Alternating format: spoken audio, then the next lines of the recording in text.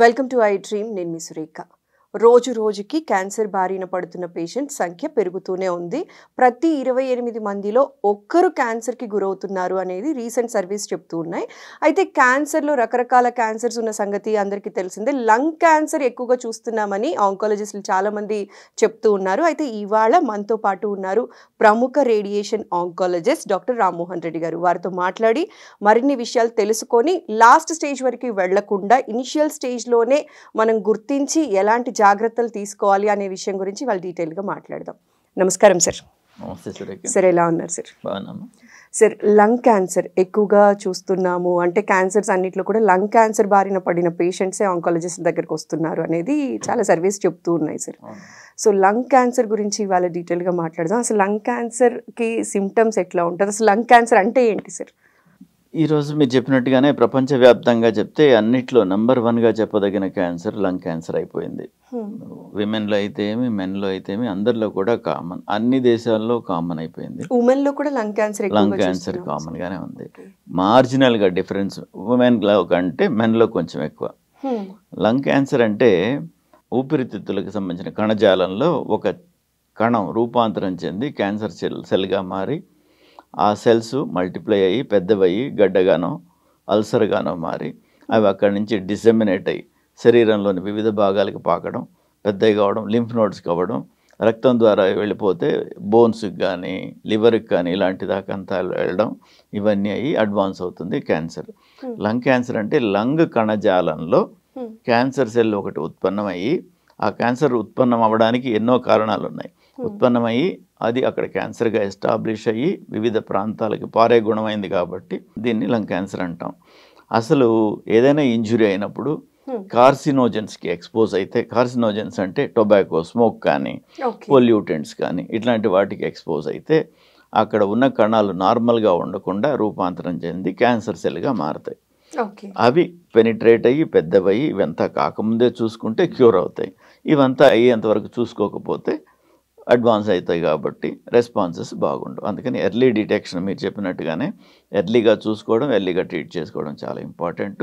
Lung కణాల్లో cancer transformation ఈ carcinogens ఈ కారణం ఈ ఇంజురీ ఈ రెండింటితో క్లబ్ అయి ఉంటుంది. సార్ ఇప్పుడు మీరు అన్నారు సార్ లైక్ టొబాకోకి ఇలాంటి వాటికి ఎక్స్పోజ్ అయిన వాళ్ళలో లంగ్ క్యాన్సర్ చూస్తూ ఉన్నామని. సార్ ఓన్లీ టొబాకోకి ఎక్స్పోజ్ అయిన వాళ్ళు లేకపోతే స్మోకింగ్ లాంటి హ్యాబిట్స్ ఉన్న వాళ్ళు వీళ్ళకి మాత్రమే లంగ్ క్యాన్సర్ అనేది కనిపిస్తుందా, లేకపోతే రిమైనింగ్ వాళ్ళలో కూడా ఇది చూస్తున్నారా సార్? అంటే అది ఎలా చెప్పాలంటే ఇదే కారణంతో లంగ్ క్యాన్సర్ వస్తుందని చెప్పేందుకు కారణాలు లేకపోయినప్పటికీ ఈ గుణాలు ఈ వీటికి ఎక్స్పోజ్ అయిన వాళ్ళకి చాలా ఎక్కువ. అంటే లంగ్ క్యాన్సర్లో ప్రతి ముగ్గురులో 2 స్మోకర్స్. ప్రతి ముగ్గురులో 2 స్మోకర్స్ అంటే స్మోకర్స్లో డబుల్, నాన్ స్మోకర్స్లో కంటే డబుల్ ఉన్నట్టు. అంతే కదా. ఎక్స్పోజర్ ఓన్లీ లంగ్ టొబాకోనే కాకుండా టొబాకో ఏ విధంగా తీసుకున్నా అలాగే ఉంటుంది, స్మోక్ ముఖ్యంగాను. అది కాకుండా కొన్ని టాక్సిక్ సబ్స్టెన్సెస్ పొల్యూషన్ మూలంగా లైక్ ఇసుకకు సంబంధించిన సిలికా అనే డస్ట్, సిలికా డస్ట్, తర్వాత యాస్బెస్టోస్, సిమెంట్ రేకులు తయారు చేసి అందులో వాడతారు, యాస్బెస్టోస్ ఫైబర్స్, అలాంటివి కొన్ని కార్సినోజెన్స్. కొన్ని వృత్తుల వాళ్ళకి అది కామన్. యురేనియం లాంటి రేడియో యాక్టివ్ మెటీరియల్స్తో పనిచేసే వాళ్ళకి ఇలాంటి వాళ్ళలో రావచ్చు. యురేనియం దగ్గర అందరం పనిచేయం, చాలా తక్కువ. యాస్బెస్టోస్లో కొంచెం సిగ్నిఫికెంట్ నెంబర్ పనిచేస్తారు సిమెంట్ రేకుల ఇండస్ట్రీలో, అందులో దానివల్ల కూడా రావచ్చు. అండ్ స్మోక్ వల్ల అవచ్చు. ఎన్ని కారణాలు ఉన్నాయి. స్మోక్ వీటిలో సింహభాగాన్ని ఇది చేస్తుంది. సార్ మరి మీరు అన్నారు కొన్ని ఇండస్ట్రీలో పనిచేసే వాళ్ళకి మాత్రమే లంగ్ క్యాన్సర్ వస్తుంది, స్మోకింగ్ వాళ్ళకి అని. అయినప్పటికీ కూడా ఎందుకు సార్ లంగ్ క్యాన్సర్ ఎక్కువగా డిటెక్ట్ అవుతుంది? జనరల్ వాళ్ళకి కూడా ఎందుకు అటాక్ అవుతుంది అంటే ఏం చెప్తారు సార్? ఈ లంగ్స్ మనం పుట్టినప్పుడు మనతో పుట్టి మనం చనిపోయేంత వరకు 24 గంటలు పనిచేస్తూ ఉన్నాయి. They are taking atmospheric air in, దాన్ని అందులోంచి ఆక్సిజన్ తీసుకోవడం, కార్బన్ డైఆక్సైడ్ వదిలేయడంతో పాటు లోపలికి వచ్చిన టాక్సిన్స్ అన్నీ, కొన్ని టాక్సిన్స్ అక్కడ ఉండిపోతాయి. కార్బన్ 20 ఏళ్ల నవయువకుడికి ఏదైనా అవసరానికి ఆపరేషన్ చేస్తే ఢిల్లీ లాంటి ప్రాంతాల్లో లంగ్స్ చూస్తే నల్లగా పెయింట్ వేసినట్టుగా కనిపిస్తున్నాయి. బాగా పింకిష్గా, సప్పులుగా, చాలా సాఫ్ట్గా ఉండాల్సినవి బ్రెట్టిల్గా, సరిగా ఎక్స్పాండ్ అయ్యేదానికి కూడా ఇబ్బంది పడే విధంగా ఉంటున్నాయి లంగ్స్. అంటే 20 ఏళ్ల వాళ్ళకి అక్కడ వచ్చాయంటే 20 ఏళ్ళకి వాళ్ళు ఎంత స్మోక్ చేస్తారు, చేస్తే కూడా చేయలేరు. అట్మాస్ఫియర్లోనే ఉంది, వాడు పుట్టినరోజు నుంచి తాగుతున్నట్టే లెక్క స్మోక్, పుట్టినరోజు నుంచి కార్బన్ తీసుకుంటున్నట్టే, పుట్టినరోజు నుంచి అన్ని పొల్యూటెంట్స్ లోపలికి పోతున్నట్టే ఇలాగా. సో మామూలుగా అయితే 60 సంవత్సరాల పైన వాళ్ళకి సర్వసాధారణం. ఈ పొల్యూషన్ మూలంగానే, అట్మాస్ఫియరిక్ వ్యవహారాల మూలంగానే, స్మోక్ మూలంగానే ఈ 30కి 35కే మొదలవుతున్నాయి. ఓకే సార్, లంగ్ క్యాన్సర్ ఉంది అని చెప్పడానికి సిమ్టమ్స్ ఎట్లా కనిపిస్తూ ఉంటుంది సార్ పేషెంట్స్లో? లంగ్ క్యాన్సర్స్లో సిమ్టమ్స్ అనేవి చాలా తక్కువ ఉంటాయి. Okay, to start with early స్టేజెస్లో. పోను ఎక్కువ అవుతాయి. ఎక్కువైనప్పుడు పట్టుకుని మన ప్రయోజనం లేదు. ముందుగానే మనం చూడడానికి ముఖ్యంగా ఒక ఏజ్ తర్వాత ఒక లంగ్ ఎక్స్రే అనేది తీసుకోవాలి. దానిలో కాయిన్ లీషన్స్ అని ఉంటాయి. కాయిన్ లీషన్స్ అంటే ఒక చిన్న డైమ్ సైజ్ చిన్న తెల్ల ప్యాచ్ లాగా కనిపించవచ్చు. ఓకే, దాన్ని చూసుకుని అది ఏంటని ఎవాల్యుయేట్ చేసుకోవడం ఒకటి. That is the best thing what we can do, screening లాగా. తర్వాత సిమ్టమ్స్లోకి వస్తే దగ్గు, change of voice, long standing దగ్గు ఉండడం. దగ్గు తగ్గుతుంది, ఎవరికైనా వస్తుంది, తగ్గుతుంది. తగ్గకుండా సంవత్సరాల తరబడి అలా ఉండడం, నెలల తరబడి అలా ఉండడం. చేంజ్ ఆఫ్ వాయిస్ కూడా అందరికీ వస్తుంది, సోర్ త్రోట్ అదో ఉన్నప్పుడు. అలాంటివి తగ్గిపోకుండా నెలలుగా ఉంటే చూసుకోవడం. తర్వాత దగ్గినప్పుడు తెమడ వస్తుంది కదా, అందులో రక్తం ఉండడం, హిమాప్టైసిస్ అంటాం, అలాగ ఉండడం. దాని తర్వాత డీప్ బ్రీతింగ్ తీసుకునేటప్పుడు నొప్పిగా ఉండడం, బాగా నిండుగా శ్వాస తీసుకునేటప్పుడు ఆ రిబ్స్కి వాటికి తగిలినందువల్ల నొప్పిగా ఉండటం. దాని తర్వాత అది ఇంకెక్కడికైనా పాకిన దానివల్ల వచ్చే గుణాలు ఇంకేంటంటే లివర్కి వెళ్ళింది, జాండిస్ లాంటివి రావచ్చు, బోన్స్కి వెళ్ళింది, విపరీతమైన బోన్ పెయిన్ రావచ్చు. ఇంకెక్కడికైనా బ్రెయిన్కి వెళ్ళింది, హెడ్ ఏక్స్ ఇట్లాంటివన్నీ రావచ్చు. అవన్నీ లేట్ సిమ్టమ్స్. ఎక్కడికైనా పాకుతుంది. సో ఎక్కడికి పాకకముందే అక్కడ మాత్రమే ఉన్నప్పుడే మనం కనుక్కోవడానికి, సిమ్టమ్స్ ఉన్నా లేకున్నా ఒక ఏజ్ తర్వాత ఒక ఎక్స్రే చెస్ట్ తీసుకోవడం. దాని తర్వాత ఏదైనా సిమ్టమ్ ఉంటే అది ఏంటని చూసుకొని తీరడం. ఏదోలే దగ్గు వస్తుందా, పోతుందిలే, దగ్గు వచ్చేదే కదా, అప్పుడు వస్తుంది ఇప్పుడు వస్తుంది అనుకోవడం. సర్ది వచ్చింది, వాతావరణం మారుతుంది, దగ్గు వస్తుంది, 10 రోజులకి మించి ఉండదు కదా. 10 రోజులు దాటిపోయింది, 3 వారాలు 4 వారాలుగా నడుస్తుంది, కంపల్సరీగా ఎగ్జామినేషన్ చేయించుకుని ఎందువల్ల అని చూసుకోవాలి. దీన్ని డయాగ్నోస్ చేయడానికి ఈ సిమ్టమ్స్ అన్నీ ఉన్నప్పుడు డాక్టర్ని అప్రోచ్ అవ్వాలి. డాక్టర్ గారు ఏం చేస్తారంటే వారు చూసి మామూలుగా సిమ్టమ్స్ని బట్టి వైద్యం చేస్తారు. బేసిక్గా అవసరమైన టెస్టులు చేస్తారు, ఎక్స్రే టెస్ట్ లాంటివి. అందులో ఏమి అనుమానం లేకపోతే మామూలు మందులతో పంపిస్తారు. ఒకవేళ అనుమానాస్పదంగా ఉంటే ఎండోస్కోపీ అని ఒక టెస్ట్ చేస్తారు. ఊపిరితిత్తుల లోపలికి సన్నటి ట్యూబ్ను పంపించి ట్యూబ్ ద్వారా డైరెక్ట్గా చూస్తారు లోపల ఏముందని. ఎక్కడైనా గడ్డలాగా కానీ ఎక్కడైనా అల్సర్ లాగా కానీ ఉంటే గమనించి అక్కడి నుంచి బయాప్సీ లాగా తీసుకుని అప్పటికప్పుడే జబ్బు ఉందా లేదా నిర్ధారణ చేయగలుగుతారు. ఒక్కొక్కసారి ట్రేకియా, బ్రాంకస్ అంటారు, ఈ గాలి తీసుకునే ఇవి నాళాలు, ఆ నాళాలు మరీ సన్నగా అయిపోతే ఈ ట్యూబ్ వెళ్ళదు. ఆ చివరగా అంటే peripheral part of the lung అంటాం. లంగ్ ప్యారెంకమాలో కానీ లంగ్ పెరిఫరల్ పార్ట్లో ఉంటే కానీ ఇందులో తెలియదు. అప్పుడు ఎక్స్రే ద్వారానో, సిటీ స్కాన్ ద్వారానో, ఎంఆర్ఐ ద్వారానో చూస్తాం. చూసిన తర్వాత నీడిల్ ఆస్పిరేషన్ సైటాలజీ అనే టెస్ట్ చేస్తాం. అది చేసిన తర్వాత తెలుస్తుంది.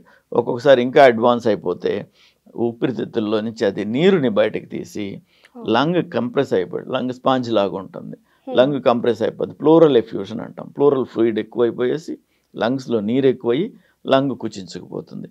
ఒక్కొక్కసారి బ్రాంకస్ అట్లాంటివి బ్లాక్ అయిపోయేసి ఒక లంగ్ పనిచేయకుండా పోతుంది. ఇలాంటివన్నీ చూసుకుని నీడిల్ బయాప్సీ తీసుకుని నిర్ధారణ చేస్తాం వ్యాధి. ఇప్పుడు వచ్చిన latest test like PET CT scan వాటిలతో వైద్యం చేయడానికి కాస్త ముందుగా శరీరంలో ఎక్కడెక్కడ ఉందో అని మొత్తం కూడా మ్యాప్ చేసుకుని ఆబ్జెక్టివ్గా రెస్పాన్స్ని అసెస్ చేయడానికి కూడా అదొక దారి. అలాగే చేసుకుని దాని తర్వాత వైద్యానికి వెళ్తాం. సార్ ట్రీట్మెంట్ ఎట్లా ఉంటుంది సార్ వీళ్ళకి? మనం అనుకున్నట్టే ట్రీట్మెంటు లంగ్ క్యాన్సర్లో కూడా అన్ని క్యాన్సర్స్లో లాగా మల్టీ మోడల్ ట్రీట్మెంటే ఉంటుంది. బాగా ఎర్లీగా ఉందనుకోండి, చిన్న ఆపరేషన్ ద్వారా, ఒకప్పుడు పల్మనెక్టమీ అని ఒక సైడ్ లంగ్ తీసేసేవాళ్ళు. దాని తర్వాత ఇప్పుడు సైంటిఫిక్గా టెక్నాలజీ అంతా అడ్వాన్స్ అయిన తర్వాత లోబెక్టమీ అని స్టార్ట్ చేసాం. లోబ్స్ అంటే ఒక్కొక్క లంగ్లో 3 లోబ్స్ ఉంటాయి. ఆ ఇన్వాల్వ్డ్ లోబ్ తీసేసేవాళ్ళు. ఇప్పుడు ఇంకా కూడా సెగ్మెంటెక్టమీ బాగా ఎర్లీగా మనం డిటెక్ట్ చేస్తే ఒక లంగ్లో 3 లోబ్స్లో కలిపి దాదాపు 10 సెగ్మెంట్స్ ఉంటాయి. ఒక సెగ్మెంట్ ఇన్వాల్వ్ అయింది అనుకోండి, ఆ సెగ్మెంట్ వరకే తీసేయచ్చు. అంటే లంగ్ పూర్తిగా తీసేయాల్సిన అవసరం లేకుండా ఆ సెగ్మెంట్ ఎక్టమీ చేస్తే కూడా సరిపోతుంది. ఇలాగ చేసి నయం చేయొచ్చు. కాస్త అడ్వాన్స్ అయి ఉంటే, లింఫ్ నోడ్స్ ఇన్వాల్వ్ అయి ఉంటే ఫర్దర్ ట్రీట్మెంట్లు కూడా ఉంటాయి. లింఫ్ నోడ్స్ ఇన్వాల్వ్ అయి ఉన్నాయి, దాంతోపాటుగా కీమోథెరపీయో రేడియోథెరపీ ఇవ్వాల్సి వస్తుంది. రైట్. అలాగే ఇంకా అడ్వాన్స్ అయి ఉందనుకోండి, ఇమ్యూనోథెరపీలు అట్లాంటివి కూడా ఇస్తారు. ఇమ్యూనోథెరపీ అనేది ఇప్పుడు వరంలాగా వచ్చింది. చాలా చాలా రకాల క్యాన్సర్స్లో ఇది ఉంది. మొదటిగా మనం ఇందాక మాట్లాడుకునేటప్పుడు క్యాన్సర్లో రకాలు ఉంటాయి, లంగ్ క్యాన్సర్లో కూడా. అది మాట్లాడి కూడా మర్చిపోయాం. లంగ్ క్యాన్సర్ అంతకుముందు 2గా డివైడ్ చేసేవాళ్ళు. Small cell lung cancer, non small cell lung cancer అనేవాళ్ళు. స్మాల్ సెల్ లంగ్ క్యాన్సర్ అనేది లంగ్లో తక్కువే ఉంటే కూడా విపరీతంగా బాడీ అంతా స్ప్రెడ్ అవ్వడం సహజం. దానికి ముఖ్యంగా కీమోథెరపీ బాగా పనిచేస్తుంది. దాంతోపాటుగా సర్జరీ, రేడియోథెరపీలు కూడా వాడతాం. ఇంకోటి non small cell lung cancer. అప్పుడు మిగతావన్నిటిని ఒక గ్రూప్గా నాన్ స్మాల్ సెల్ అనేవాళ్ళు. ఇప్పుడు వాటిని లార్జ్ సెల్ క్యాన్సర్ అని, స్క్వామస్ సెల్ కార్సినోమా అని, అడినో కార్సినోమా అని అటు సబ్ డివైడ్ చేశారంటే వాటిల్లో వైద్యం కాస్త వ్యత్యాసంగా ఉంటుంది. ఒక్కొక్క దానిలో దేనికి ఏది చేయాలో అది స్పెసిఫై చేసుకుని ట్రీట్ చేస్తే ఎక్కువ ఇబ్బంది లేకుండా ఎక్కువ బెనిఫిట్స్ వస్తాయి. So small cell cancer, large cell cancer, Adreno carcinoma ఇలాగా రకరకాలుగా ఉంటాయి. వీటిల్లో ముఖ్యంగా స్మాల్ సెల్ క్యాన్సర్ అనేది దూరానికి స్ప్రెడ్ అవ్వడం కాస్త ఎక్కువ, మిగతావి దూరానికి స్ప్రెడ్ అవ్వడం రిలేటివ్గా తక్కువ. అందుకని మొదటి నుంచే స్మాల్ సెల్ కార్సినోమాకి కీమోథెరపీ ముఖ్యమైతే వీటిల్లో అడ్వాన్స్ అయితేనే కీమోథెరపీ ముఖ్యమవుతుంది. ఇప్పుడు టార్గెటెడ్ థెరపీస్ కూడా ఇప్పుడు బాగా పనిచేస్తున్నాయి. తర్వాత ఈ 4 దేంట్లో అయినా కూడా డిస్టెంట్ పార్ట్స్కి వెళ్ళిపోయినప్పుడు, బోన్స్ ఇట్లాంటివి ఇన్వాల్వ్ అయినప్పుడు విపరీతమైన నొప్పి ఉంటుంది. దాన్ని కంట్రోల్ చేయడానికి రేడియేషన్ ముఖ్యంగా బాగా పనిచేస్తుంది. అండ్ అన్ని వేళలా సర్జరీ పాసిబుల్ కాకపోవచ్చు. దగ్గరలో ఇంపార్టెంట్ స్ట్రక్చర్స్ ఇన్వాల్వ్ అయి ఉండొచ్చు. అట్లాంటి టైంలో a combination of chemotherapy and radiotherapy వాడతాం. So chemotherapy, radiotherapy and surgery ఎన్ని పాళ్ళల్లో ఏది అవసరమో ప్రతి కేసుకి ఇండివిజువలైజ్ చేసి ట్రీట్ చేస్తాం. సార్, ఈ ట్రీట్మెంట్ మనకి ఎలా ఉంటుంది? లైక్ ఎంత డ్యూరేషన్ ఉంటుంది సార్ ట్రీట్మెంట్కి ఓవరాల్గా? సర్జరీ అంటే వర్కప్ చేయడానికి 2 నుంచి 3 రోజులు పడుతుంది. దాని తర్వాత ఆపరేట్ చేస్తే మహా అయితే 10 రోజుల్లో నయం అయిపోతారు. దాని తర్వాత కీమోథెరపీలు, రేడియోథెరపీలు హాస్పిటల్లో ఉండాల్సిన అవసరం ఉండవు. కీమోథెరపీ అంటే 1 రోజు, 2 రోజులు, 3 రోజులు అడ్మిట్ అవుతారు, వైద్యం చేయించుకుంటారు, ఇంటికి వెళ్ళిపోతారు. తర్వాత షెడ్యూల్ 3 వారాలకు 4 వారాలకు ఉంటే అప్పుడు వస్తారు. సో ట్రీట్మెంట్ ఉన్నప్పటికీ it is not continuously hospitalised treatment. హాస్పిటల్లోనే ఉండి వైద్యం చేసుకునేది కాదు కనుక వస్తూ పోతూ అయిపోతుంది కనుక వరి అవ్వాల్సింది లేదు. రేడియేషన్ అనుకుంటే మాత్రం 4 నుంచి 6 వారాల పాటు ప్రతిరోజు 10 నిమిషాల పాటు హాస్పిటల్కి వచ్చి వెళ్ళాలి. అప్పుడు కూడా అడ్మిషన్ అవసరం ఉండదు. సార్, ఓవరాల్గా మనకి సర్జరీ, కీమో, రేడియేషన్ అన్నీ కలిపి క్యూర్ అయ్యి మళ్ళీ మనిషిగా నార్మల్ అవ్వాలి అంటే ఎన్ని మంత్స్ పడుతుంది సార్? దాదాపు 4 నుంచి 5 నెలలుగా తీసుకోవాల్సి వస్తుంది. ఒకవేళ అన్ని ఇవ్వాల్సి వస్తే అందరికీ అన్ని అవసరం ఉండవు కదా. కొంత సర్జరీతో నయం అయిపోతారు, అంటే 10 రోజుల్లోనే ఇంటికి వెళ్తారు. కొందరికి సర్జరీ అసలు అవసరమే రాదు, మహా అయితే 5 వారాల్లో అయిపోతుంది. కీమోథెరపీ అంటే మాత్రం షెడ్యూల్ ఎలా ఉంటుందంటే 3 వారాలకు 4 వారాలకు ఒకసారి ఉంటుంది. అలాగే 6 సార్లు 8 సార్లు ఇస్తాం.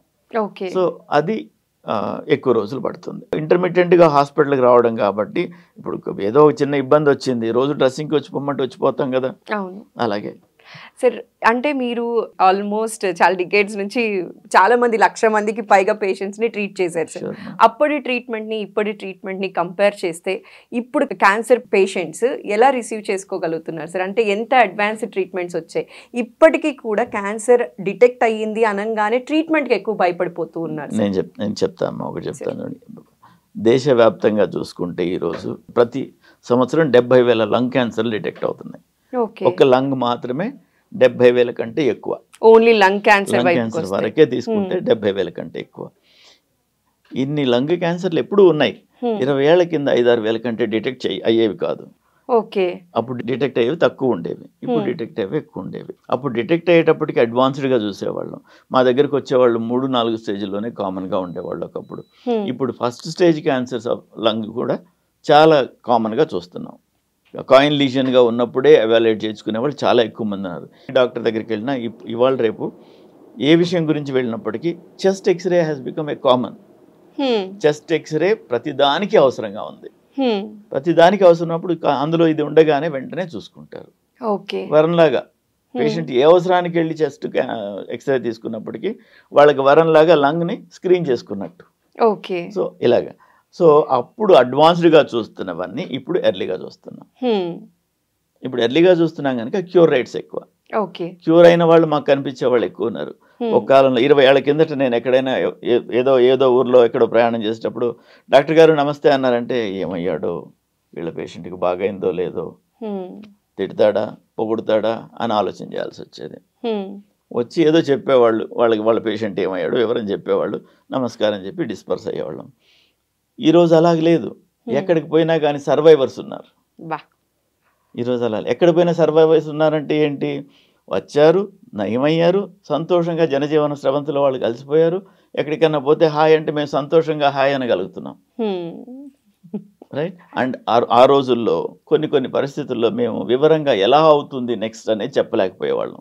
డయాగ్నోస్టిక్స్ టెక్నాలజీ సరిగా లేనందువల్ల. ఇప్పుడున్న టెక్నాలజీతో డయాగ్నోస్టిక్స్ వివరంగా తెలిసినందువల్ల, పెట్ స్కాన్ లాంటి దానివల్ల total volume of disease establish అవుతున్నందువల్ల వాళ్ళకి వివరంగా ప్రోగ్నోసిస్ చెప్తున్నాం. చనిపోయే వాళ్ళు అయితే కూడా ఈ సంవత్సరంలో చనిపోయేదానికి ఆస్కారం ఉంది, కాదు 5-6 ఏళ్ళు బాగుంటారు మీరు అని, వైద్యం చేస్తే 5-6 ఏళ్ళు కాదు 10 ఏళ్ళు కూడా బాగుంటారు అని కరెక్ట్గా చెప్పగలుగుతున్నాం. To a great extent predictability ఎక్కువైంది. చాలా వరకు రమారమి మేము చెప్పింది జరిగే విధంగా మేము అసెస్ చేసుకునే దానికి మాకు టెక్నాలజీ ఈరోజు సపోర్ట్ చేస్తుంది. దానివల్ల వాళ్ళకి చెప్తాం 6 నెలలే ఉంది లైఫ్, వైద్యం చేసుకుంటే ఇంకొంచెం ఎక్స్టెండ్ అవ్వచ్చు అనుకుంటే వాళ్ళు 2 ఏళ్ళు 3 ఏళ్ళు బతుకుతారు కదా. అది వాళ్ళకి వివరంగా చెప్పినందువల్ల వాళ్ళకి ఇబ్బంది కలిగినా కానీ బాధపడాల్సిన అవసరం లేకుండా ఉంటుంది. సార్, ఈ లంగ్ క్యాన్సర్ బారిన పడకుండా ఉండాలి అంటే మీరిచ్చే సలహా ఏంటి సార్? ముఖ్యంగా కొనుక్కోవద్దు. Don't smoke. You are buying it. ప్రతిరోజు వచ్చేసి చిల్లర డబ్బులతోని తెచ్చుకుంటున్నాం. స్మోక్ చేసి మీరు మాత్రమే తెచ్చుకోవట్లేదు, మీ కుటుంబ సభ్యులందరికీ కూడా పంచుతున్నారు. స్మోక్ని మనం as a pollutant, as a toxin ఎట్లా డిఫైన్ చేస్తామంటే primary smoking, secondary smoking, tertiary smoking. Primary smoking అంటే మనం స్మోక్ చేస్తాం. సెకండరీ స్మోక్ అంటే మన పక్కన వాళ్ళకి స్మోక్ వదులుతున్నాం, అట్మాస్ఫియర్లోకి వదిలేసాం, వాళ్ళందరికీ అది అందరికీ వ్యాపిస్తుంది. టెరిషరీ స్మోకింగ్ అంటే మీరు కొన్ని చోట్ల సినిమా థియేటర్లలోనూ కొన్ని దగ్గర స్మోక్ రూమ్స్ అని ఉంటాయి. కరెక్ట్గా తెలియాలంటే స్మోక్ రూమ్లో ఎవరు స్మోక్ చేయని టైంలో వెళ్ళి చూడండి, స్మోక్ వాసనే వస్తుంది. కారులో ఎవరైనా పొరపాటున స్మోక్ చేస్తే ఆ రోజు కాకుండా కొద్ది రోజుల పాటు స్మోక్ స్మెల్ వస్తుంది. స్మోక్ చేయని వాళ్ళు చూస్తే తెలుస్తుంది. ఎందుకని ఉంది, ఎప్పుడో స్మోక్ చేస్తే ఇప్పుడు ఎందుకు ఉంది, గాల్లో పోయింది కదా. అలా పోయేటప్పుడు కొన్ని మైక్రో పార్టికల్స్ని that will be impart on the other surfaces, అన్ని సర్ఫేసెస్ మీద ఉంటాయి. అవి ఉంటే ఎప్పుడో ఒకటి డిస్లాడ్జ్ అవుతాయి. తట్టినప్పుడు తుడిచినప్పుడు ఏదో చెప్పినప్పుడు డిస్లాడ్జ్ అవుతాయి. డిస్లాడ్జ్ అయితే మళ్ళీ మన ఊపిరితిత్తుల్లోకి పోతాయి. Primary, secondary, tertiary. Primary smoke చేసేవాడు ఒక్కడే తీసుకుంటే సెకండరీ, టెరిషరీ ప్రతి వాళ్ళు తీసుకుంటున్నారు. స్మోక్ చేయకండి. యాస్బెస్టాస్ ఇండస్ట్రీస్లో అట్లాంటి వాటిల్లో పనిచేసేటప్పుడు మేనేజ్మెంట్ సరైన జాగ్రత్తలు తీసుకోవడం, వీళ్ళు కూడా మాస్క్ లాంటివి వాడి జాగ్రత్తగా ఉండడం ఒకటి. యురేనియం లాంటి వాటిలలో పనిచేసేవాళ్ళు, సిలికా ఇండస్ట్రీలో పనిచేసేవాళ్ళు, వాళ్ళు చెప్పిన ప్రిసైజ్ మాస్కులు వాడుతూ కేర్ఫుల్గా ఉండాలి. రైట్. అట్మాస్ఫియరిక్ పొల్యూషన్ అందరి రెస్పాన్సిబిలిటీ, గవర్నమెంట్స్కి, మనకి, ప్రజలందరికీ ఉన్న రెస్పాన్సిబిలిటీ. అట్మాస్ఫియర్ని పొల్యూట్ చేయకండి, మొక్కల్ని పెంచుకోండి, మంచి గాలిని పీల్చుకోండి. Thank you so much sir. Last time breast cancer గురించి కంప్లీట్ ఇన్ఫర్మేషన్ ఇచ్చారు సార్. ఈసారి లంగ్ క్యాన్సర్ గురించి ఎలా గుర్తించాలి, సిమ్టమ్స్ ఏంటి, ఎలా జాగ్రత్త పడాలి, ట్రీట్మెంట్ ఎలా ఉంటుంది అనే విషయం మా వాళ్ళకి అర్థమయ్యేలా సవివరంగా చెప్పినందుకు, మీ విలువైన సమయాన్ని మా ప్రేక్షకుల కోసం కేటాయించినందుకు మరోసారి ప్రత్యేక ధన్యవాదాలు సార్. నమస్కారం. Thank you.